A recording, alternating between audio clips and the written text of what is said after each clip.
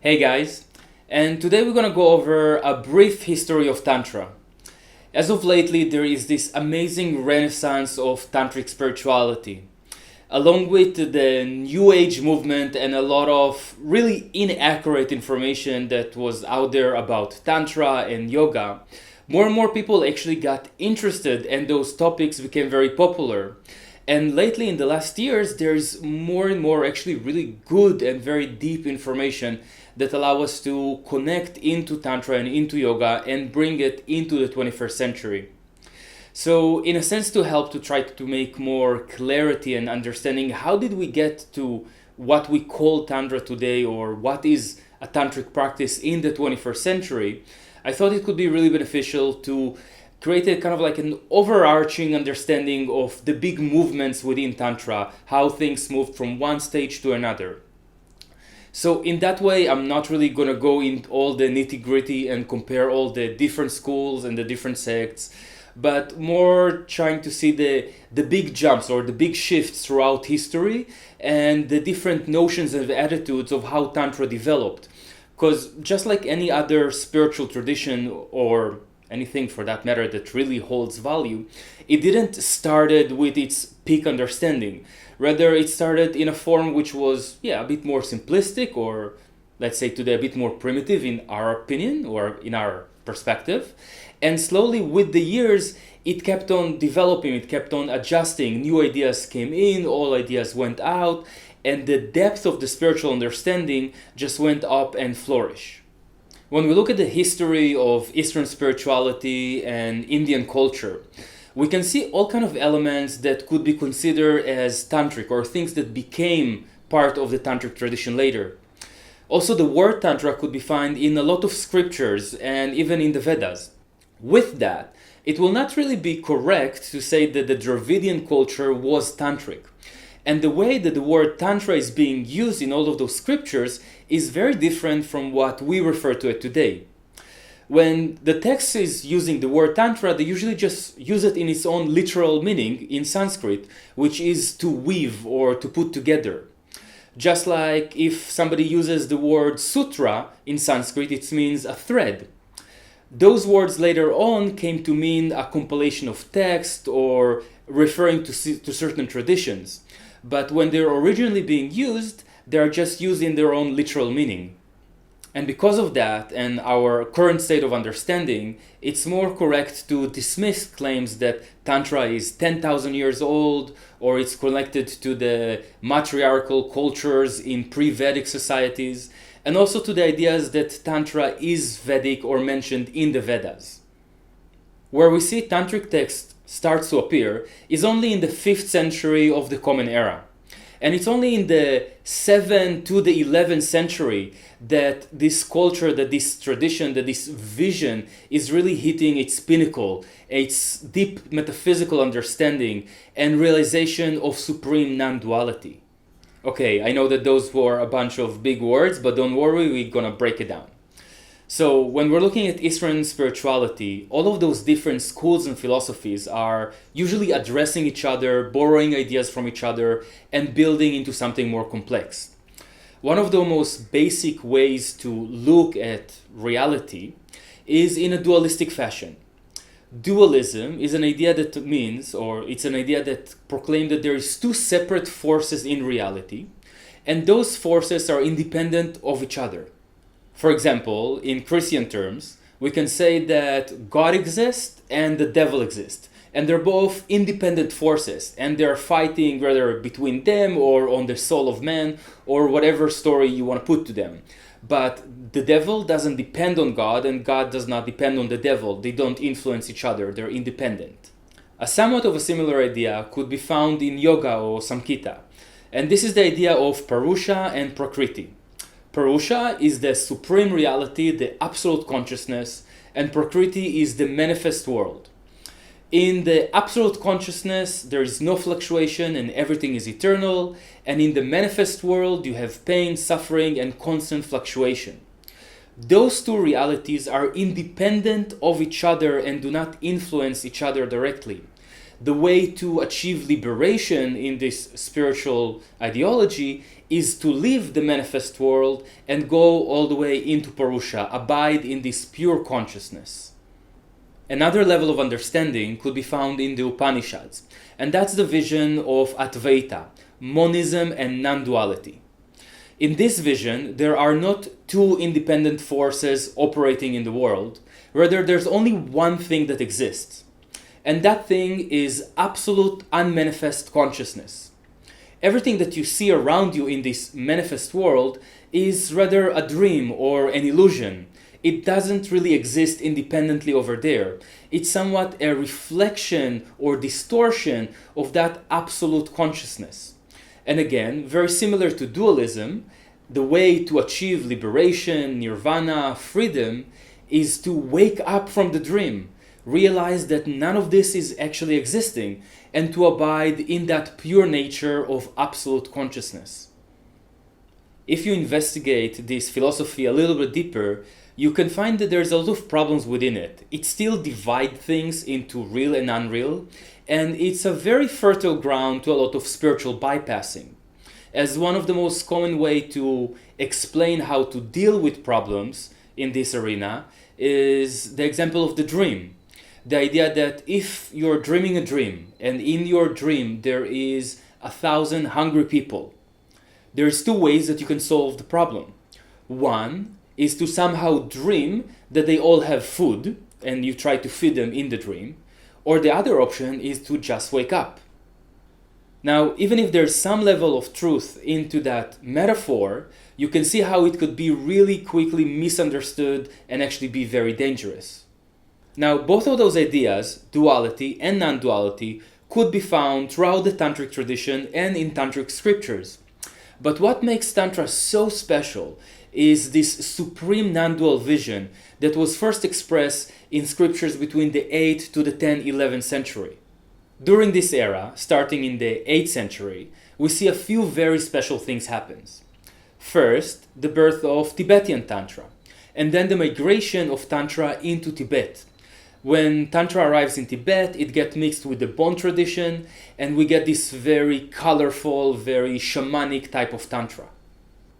Here, we start to see and get a feel of what is Tantric mentality and what makes Tantra so unique. Instead of seeing the demons as evil and bad, in Tibetan Tantra, there is the idea that you want to summon the demons. You want to work with the dark forces to make them serve Dharma, serve liberation, and serve enlightenment. And in that way, you already start to see a theme of attitudes that there is nothing in reality that we want to push away. Everything is somewhat or somehow a manifestation of the divine consciousness and can be utilized in order to find liberation and freedom. In northern India, Kashmir, we find the development of Shiva Tantra and great teachers like Abhinavagupta and Kshamaraja. All the major works and compilation of tantric knowledge and this more supreme non-dual vision were compiled in this area on those centuries, somewhere between the 8th to the 10th, 11th century. While all the former philosophies and schools saw the world as a problem, as the cause for all suffering, the body as an obstacle on the spiritual path, something that have desires and cravings and takes you away, the Tantric visions found a way to bring everything together, to see the body as a vehicle, as a temple of the divine consciousness, and the dualistic manifestation of the world as different fragments of that divine consciousness, separating itself willingly in order to be able to experience the different aspects of that divine reality. Another very unique element that could be found in this Tantric tradition is moving away from monastic practice to a more openness towards householders and householder practice. That means that you don't need to live your life and move to the monastery in order to be a serious practitioner, but you can be a normal person, look like a normal guy, nothing special, no special robes, but still have a very sincere and deep and profound spiritual practice. What really gives one of the strong tantric flavors into things is the emphasis on transgressive practices. So, in the majority of Eastern philosophies and spiritual practices, you are trying to go beyond the mind. You're trying to dissolve cultural boundaries and conditions. But usually, in the same time, you just adopt a bunch of new dogmas and cultural beliefs and limitations.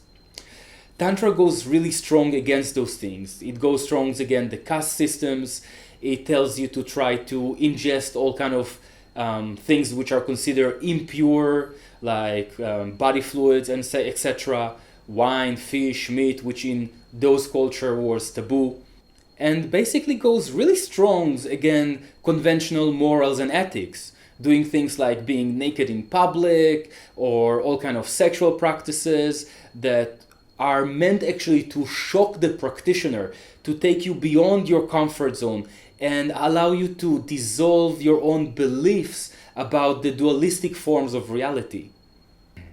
Once again, helping you to realize the divinity, the light of consciousness that exists even in the most condensed matter. Moving on, in the beginning of the 12th century, we have the Mughal invasion, a Muslim invasion into India, and the end of this Tantric Renaissance. Temples are starting to be destroyed, Tantric are being persecuted, and a lot of this very refined knowledge starts to disappear.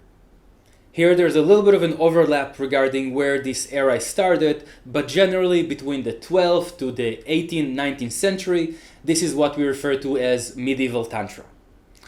This period, the Tantra is being spread out throughout India, but it's very shamanic and it's very much focused at mundane thing, achieving things like a good marriage, a better crop, and also there's a very strong emphasis on magical and super phenomenal powers, getting siddhis. You do a certain practice to get a superhero power out of it, and not necessarily to find moksha or realizations. I mean, no, those are still there, but there is a very strong emphasis on black magic and a lot of this more dark approach to power. During this era, and that's where there's a little bit of an overlap, we also have the 84 Mahasiddhas, the great yogis.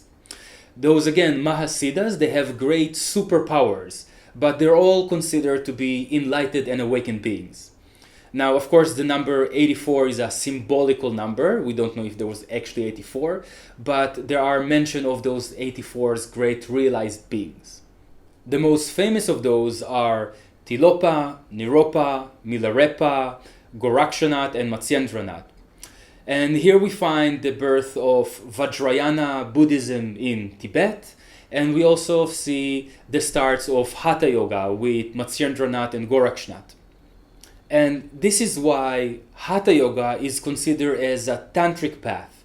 And this approach today that people are trying to teach Patanjali Yoga Sutra with Hatha Yoga is again just another very confused way to try to mishmash philosophies which are actually very contradicting to each other.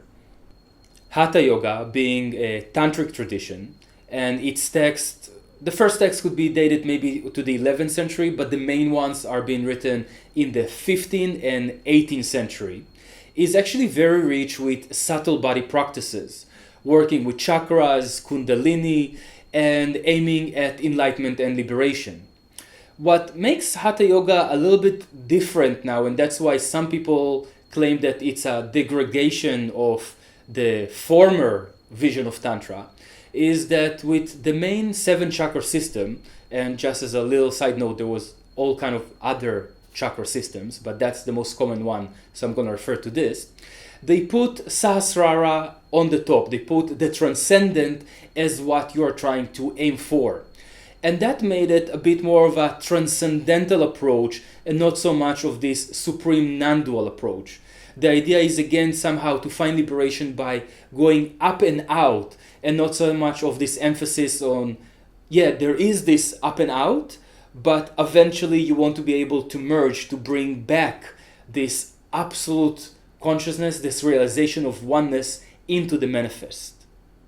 As Hatha Yoga could be seen as an expression or coming through the Mahasiddhas, it's also explained why we see so much emphasis on supernatural capacities and powers, levitation, mind reading, even running really fast. One of the things that seems to be repeating quite a lot or being emphasized in this Hatha Yoga tradition is the journey for immortality, trying to go beyond life and death and actually live forever. Now, today we can try to look at it in a post-rational way and saying, okay, this is just like a metaphorical way of speaking about liberation and enlightenment, maybe the freedom of your soul.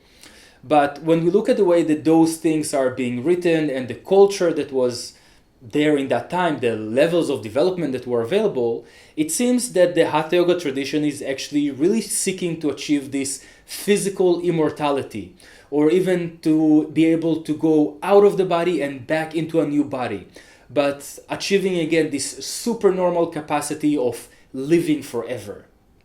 And this is where the stories of yogis that are living throughout centuries, leaving the body and coming back into the body, or babas and yogis that are being born in a body when they're already 8 or 15.